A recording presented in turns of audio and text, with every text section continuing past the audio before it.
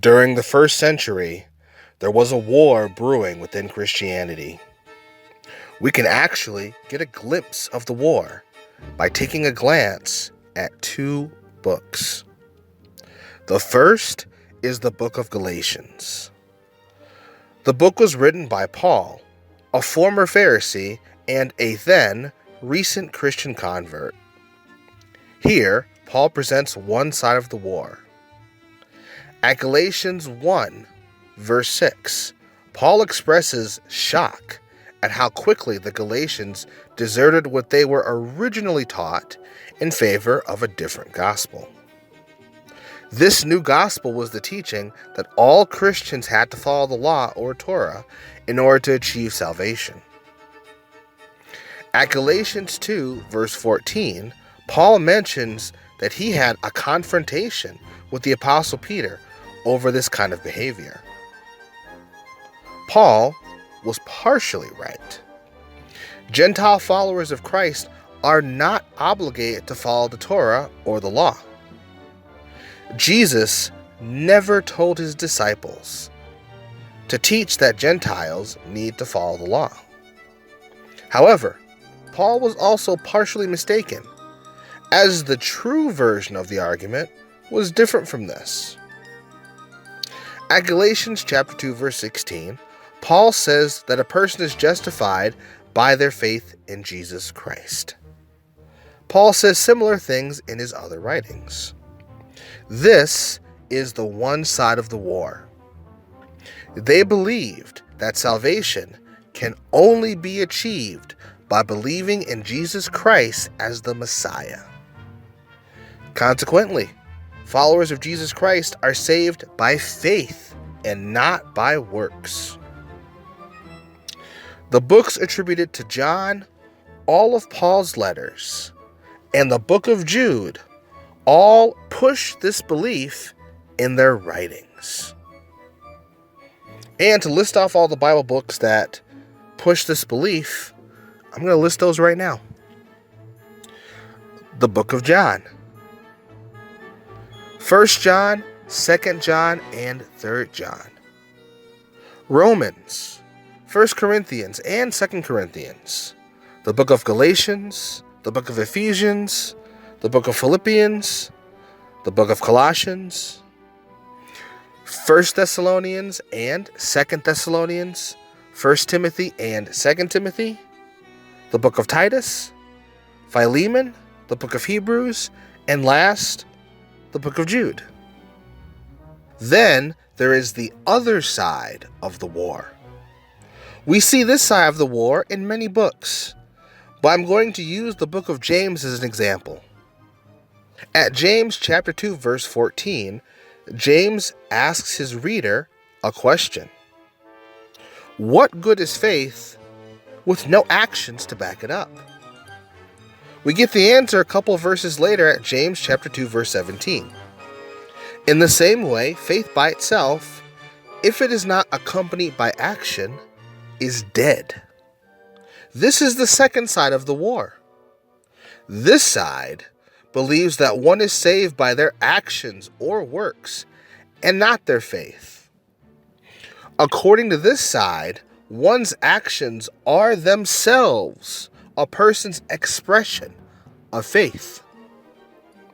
This side also believes that Jews do have to follow the law. Bible books that reinforce this belief are the book of Matthew, the book of Mark, and the book of Luke, all of which collectively are known as the Synoptic Gospels. The book of James, the book of 1 Peter, and the book of 2 Peter, and finally, the book of Revelation. So to review, during the middle of the first century, there was a theological war between the two sides. One side, which included Paul, believed that a person is saved by their faith and not by their works. The other side, which included James, believed that a person is saved by their works and not by faith, and that Jews were to follow the law. So, which side was correct? The answer is simple. As followers of Christ, whichever side aligns more with the teachings of Jesus is the right one. So, which side aligned with Jesus more? That actually depends on which gospel you go to.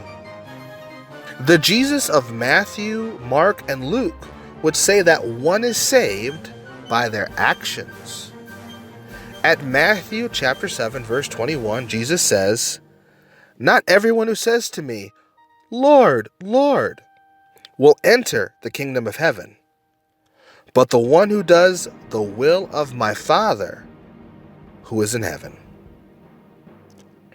At Mark chapter 10, verses 17 to 31, and Luke chapter 18, verses 18 to 30, we can read the account of the young man who, when asking what he needed to do in order to inherit everlasting life, Jesus told him to keep these commandments. Do not murder, do not commit adultery, do not steal, do not bear false witness, honor your father and your mother, and love your neighbor as yourself. At Matthew chapter 25, verses 31 to 46, Jesus tells his followers, using a parable, that if they fail to help out their fellow brothers, they would go away into eternal punishment. However, the Jesus in the book of John is very different from the Jesus in Matthew, Mark, and Luke. This Jesus taught that one is saved by their faith, not their works. At John chapter 3, verse 36, Jesus says, "Whoever believes in the Son has eternal life. Whoever does not obey the Son shall not see life, but the wrath of God remains on him." So, the Jesus of Matthew, Mark, and Luke taught that one is saved by their works.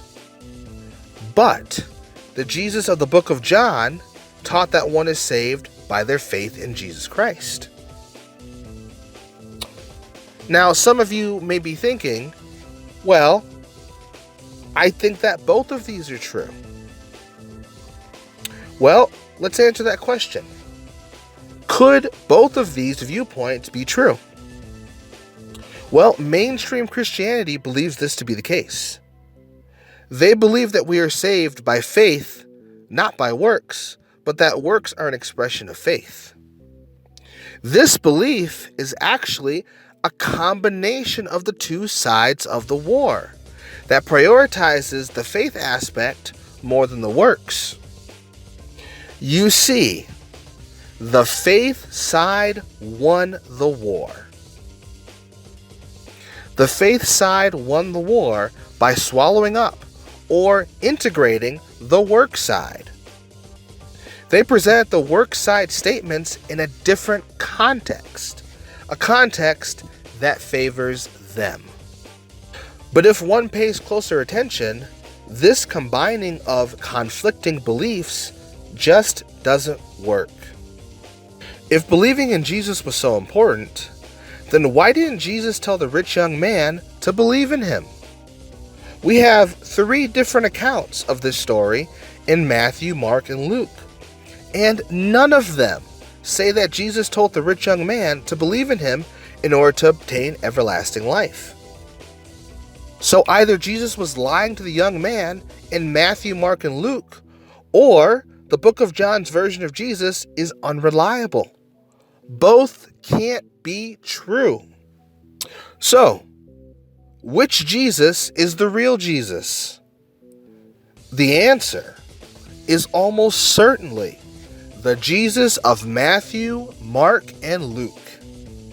According to historians, the book of Mark is the first and earliest gospel, written around 66 to 64 AD.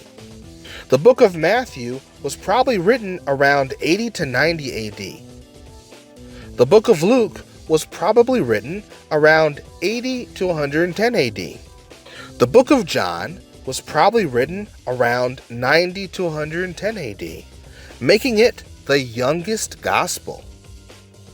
This also makes it the least reliable gospel compared to the others. So, the most probable answer is that the Jesus of Matthew, Mark, and Luke is the most reliable version of Jesus. And this Jesus, the Jesus of Matthew, Mark, and Luke, taught that one is saved by their works. To sum everything up, there was a war during the first century between two factions of Christianity.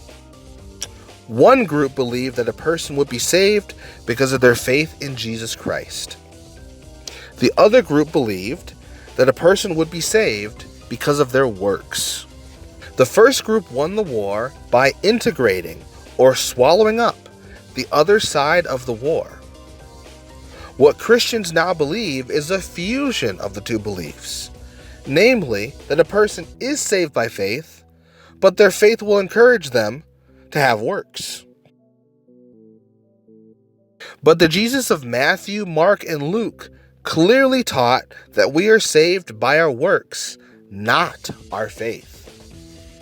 At Matthew 7 verse 12, Jesus says, "So in everything, do to others what you would have them do to you.